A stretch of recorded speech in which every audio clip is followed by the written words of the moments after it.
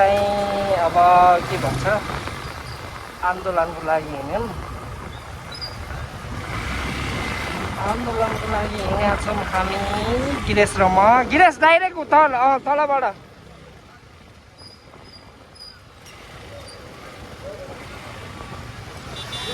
हामी चाहिँ आन्दोलन गर्न हिँडेको हो। हामीलाई चाहिँ कुलमान घिसिङ चाहिएको छ गाइजहरू। कुलमान घिसिङ चाहिएको छ, हामी चाहिँ जाँदैछौँ कुलमान घिसिङको सपोर्ट्समा। सो यहाँ बाटोहरू चाहिँ जहाँ पाइने सबै ठाउँ नाराजगी छ, जाँदैछौँ सबै नाराजगी छ। जिन्दाबाद जिन्दाबाद चाहियो चाहियो।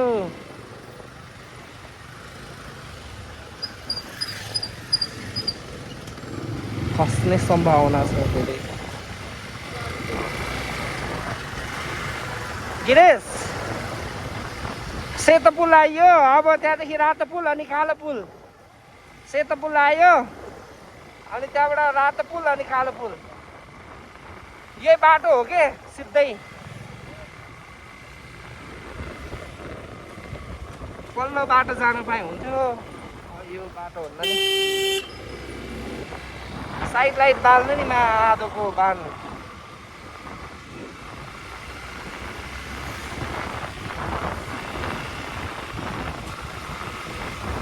बाटोमा चाहिँ सबै बाटोहरू ब्लक छ आज। सबै आन्दोलन गर्नेहरू मात्रै छन्। हामी चाहिँ फेरि हाम्रो अर्कै छ।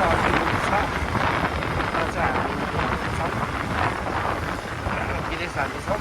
हामी चाहिँ कुलमान घिसिङको सपोर्टमा हिँडेको। के हुन्छ हेरौँ।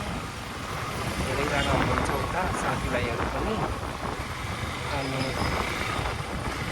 साथीहरूलाई भेटेर जानुपर्ने छ। कता जानु पर्दैन।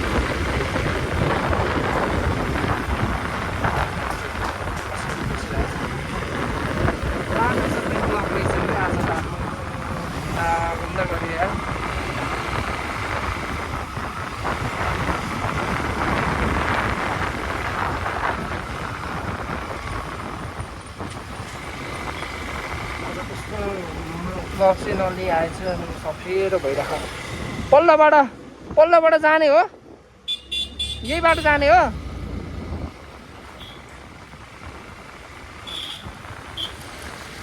स्कुटीले पनि उठेको छ गाइड मलाई चाहिँ ठिकै छ बिस्तारै चलाएको।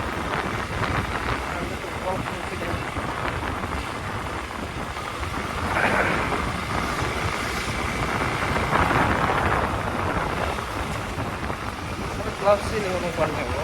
यो गिरेशले हतार गरेर यार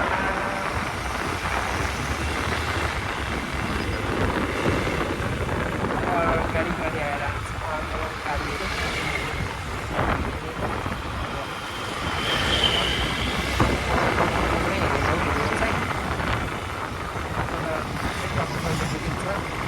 कालो फुल हो हाम्रो डेस्टिनेसन चाहिँ।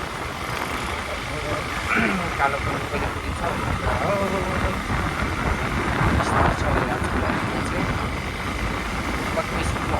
स्पिडमा 38को स्पिडमा 40 अनि 38को स्पिडमा चलिरहेको छ। बिस्तारै चलाउने मान्छेहरू धेरै छ नि त। सेतो पुल पुग्यो त्यहाँबाट रात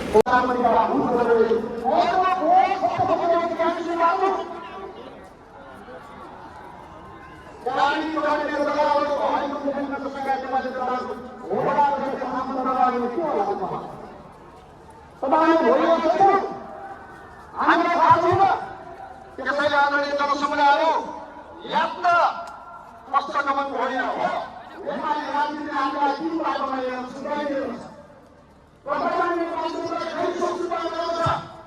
नेपालले यात्रा लम्बी यात्रा हामी एउटा चौबाटोमा 3 बाटोमा आइपुगेका छौँ भनेका छौँ। हाम्रो लागि चाहिँ ढोकाहरू छन्। नेपाली जनता समग्र चाहिँ समस्याहरू पनि छन्। हामीले हेरिरहेका छौँ। देशभरि जाँदाखेरि हामी हेर्छौँ हाम्रा सुकुम्बसे दाजुभाइहरूको समस्या हल भएको छैन। भर्खरमा पूर्वी नेपाल र पश्चिम नेपालमा गएको थिएँ। अहिले पनि मेरो नजरमा मेरो आँखामा हाम्रो सुकुम्बासी दिदीबहिनीहरू रोइरहेको याद छ। उनीहरूले अहिले पनि बस्ने ठाउँ पाएका छैनन्। गणतन्त्र ल्याउनेमा बलिदान गर्ने हाम्रा 12 लाख दाजुभाइ दिदीबहिनीहरूसँग यो देशमा अहिले पनि वोट लाग्ने ठाउँ छैन। उनीहरूको आँसु झरिरहेको छ, हामीलाई राम्रोसँग थाहा छ, हामीले देखेका छौँ। उनीहरूसँग वोट लाग्ने ठाउँ छैन। जमिन भएको मान्छेले लालपुण्ड पाइरहेका छन्, वास्तविक सुकुम्बासीहरूले लालपुण्ड पाएका छैन। हाम्रा दिदीहरूको आँसु थामिएको छैन। यो हामीले राम्रोसँग हेरेका छौँ। यो चाहिँ के को हो? हाम्रो दिदीबहिनीहरू हामी हेर्छौँ, महिला साथीहरूलाई हामी हेर्छौँ। विदेशमा त बेचियो, विदेशमा त लगेर सुत्खोरी गर्यो, मानव तस्करी गर्यो। आज काठमाडौँमै दिनदहाडे बेच्ने एउटा षड्यन्त्र चल्दैछ र संसदमा एउटा फास्ट ट्र्याकको संसदमा चेलीबेटी एउटा बेच्चेलाई खोल्ने, रेड लाइट खोल्ने बहस चलिरहेको छ र ती दिदीबहिनीहरूको पीडा पनि हामीलाई राम्रोसँग थाहा छ। महिलाहरूलाई राष्ट्रमन्त्री पुरुष सदरका सँगसँगै हिँडाउनुको सट्टा 21औं शताब्दीमा काठमाडौँमा शरीर बेच्न दिनुपर्छ भनेर संसदमा बहस चलिरहेको छ।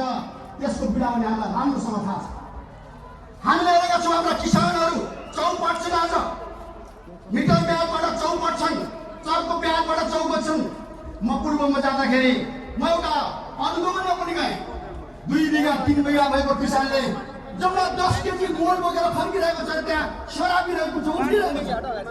मल छैन, बिउ छैन, उपचार छैन, सहुलियत छैन।